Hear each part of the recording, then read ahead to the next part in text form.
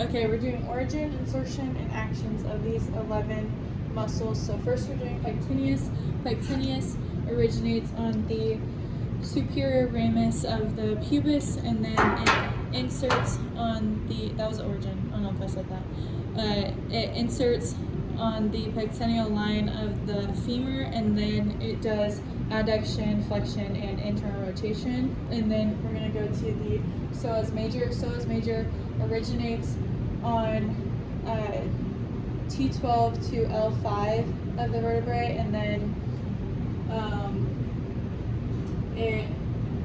that's where it originates, and then it inserts on the lesser trochanter of the femur, and then it does flexion of the thigh or hip. I mean, thigh and hip, same thing. And then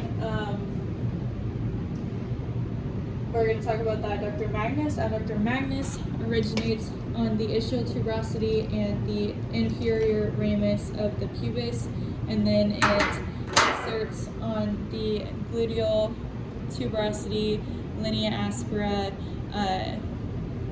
supracondylar line, and the adductor tubercle of the femur. And then adductor magnus does adduction,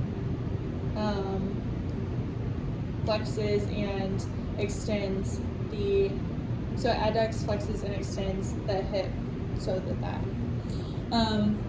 And then go on to gastrocnemius and two heads. So the lateral head of the gastrocs inserts or originates on the lateral aspect of the lateral femoral condyle, and then the medial head originates superior to the medial femoral condyle, and then it inserts on the calcaneal tuberosity via the calcaneal tendon, and then the action is knee flexion and plantar flexion of the ankle. And then we have the popliteus, and the popliteus is going to originate on the lateral femoral epicondyle, and the popliteus is going to insert on the tibia superior to the tibial soleal lines right there. And then the popliteus does flexion, internal rotation, external rotation of the knee, and it retracts the lateral meniscus. And then we have the peroneus longus, also known as the fibularis longus, and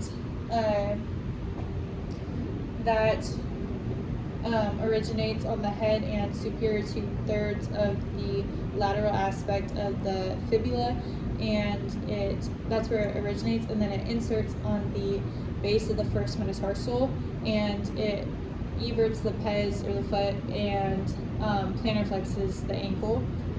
And then go to the gluteus minimus. Gluteus minimus originates between the anterior and inferior gluteal lines, and that's where it originates, and then it inserts on the anterior aspect of the greater trochanter. Gluteus minimus is going to abduct, internally rotate, and flex the hip, and the obturator internus is going to originate on the internal rim of the obturator foramen, and it's going to insert on the medial aspect of the greater trochanter, and the obturator internus is going to do abduction and external rotation of the hip. And then we have the quadratus femoris, which originates on the lateral aspect of the ischial tuberosity, and that's where it originates, and then it inserts on the femoral quadrate tubercle of the intertrochanteric crest. And the quadratus femoris does adduction and external rotation of the hip. And then we have the biceps femoris. Biceps femoris has two heads. The origin of the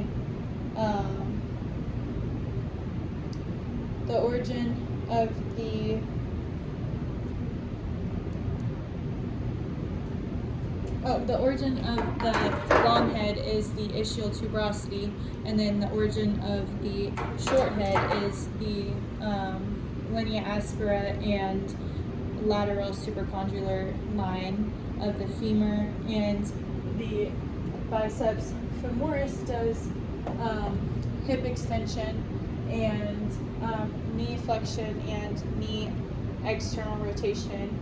And then you have the vastus lateralis. Vastus lateralis is going to originate on the lateral aspect of the femoral shaft and go up towards the, like, inferior to the greater trochanter. And then, so it'll go from that greater trochanter to the down the lateral aspect of the shaft. And then it's gonna, vastus lateralis is gonna insert on the quadratus tendon, or quadricep tendon, and more specifically, it's gonna insert inferior to the medial condyle of the tibia, and the vastus lateralis is going to extend the knee. That's all.